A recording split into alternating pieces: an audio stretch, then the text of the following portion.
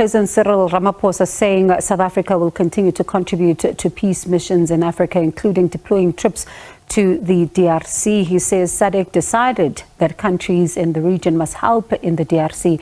Let's canvass this further now with African Defence Review Director Darren Olivier. Darren, thank you so much for your time this evening.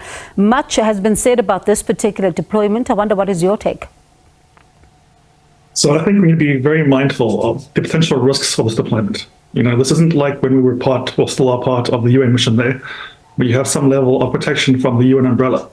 Where rebels are a little bit less likely to attack UN forces, even though it does happen.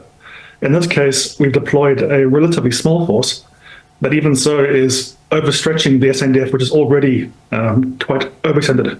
If you add up all the different deployments that have been authorized for this year, you're up to over 12,500 soldiers deployed, or at least authorized to deploy, which is far too much for the SADC as it currently stands, current size and current level of funding.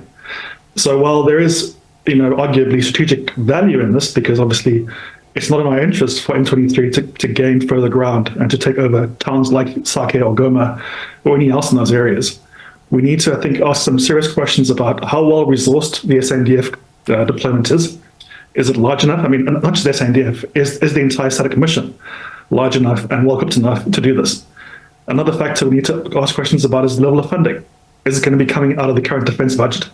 Is it going to come out of South Africa's own, a different department's budget, or will it be funded by SADC? And if so, how? One of the problems that we've seen with the mission in Mozambique is the funding has not really been sufficient to properly equip that mission.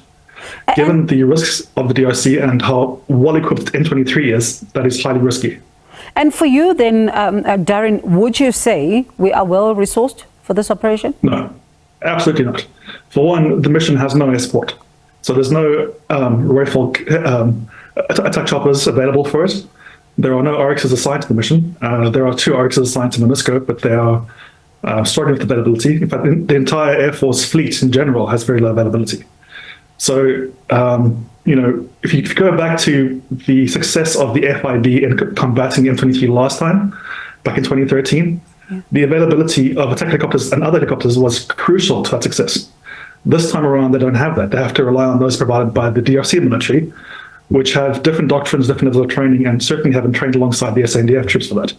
So absolutely not. They don't have the right equipment. Not only that, but the death from this incident came as a result of a mortar attack on a base.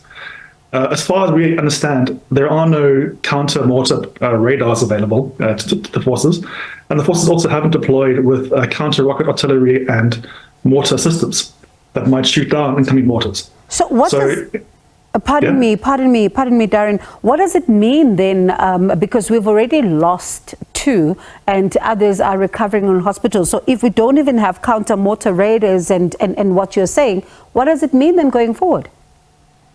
It means we should expect to have more cases like this.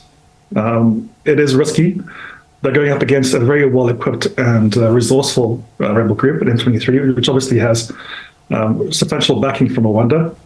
There've been images taken of them using armored cars, armored vehicles and all the rest, and there are even rumors of the forces having access to surface air missiles.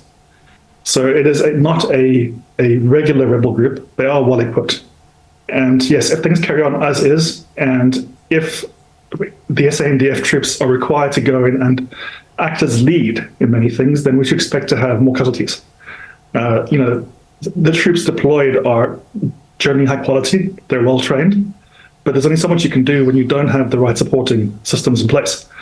I think the one key factor will be to the extent to which the SADC troops remain further back and allow the DRC military to take the lead. But as we've seen today, that doesn't always help because they can be vulnerable in their bases. So yesterday I was in conversation with one analyst as well who was saying that while, we have been told that this is a SADC mission and you're saying that there's strategic value in this as well, but he was asking further questions to say that he wants to know whose interests are being protected by this particular mission. I wonder if you have the same question as well?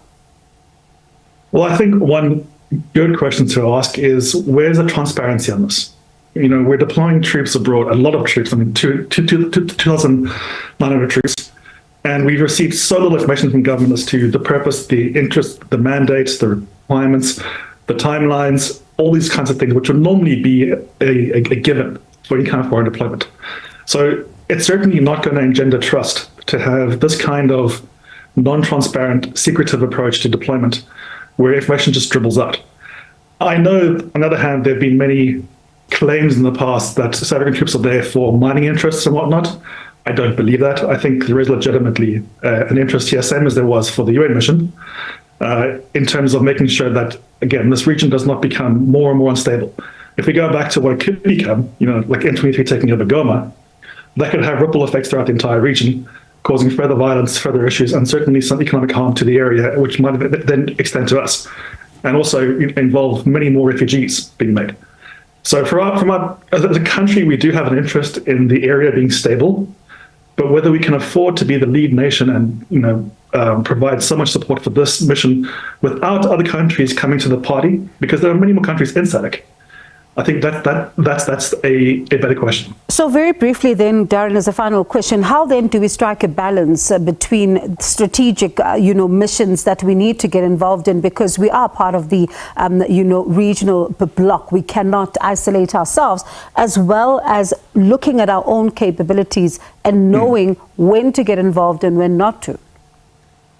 So I think the first key question is, if we want to have this level of capability and this level of prediction, we need to provide much more funding to the SANDF, and it also has to be larger.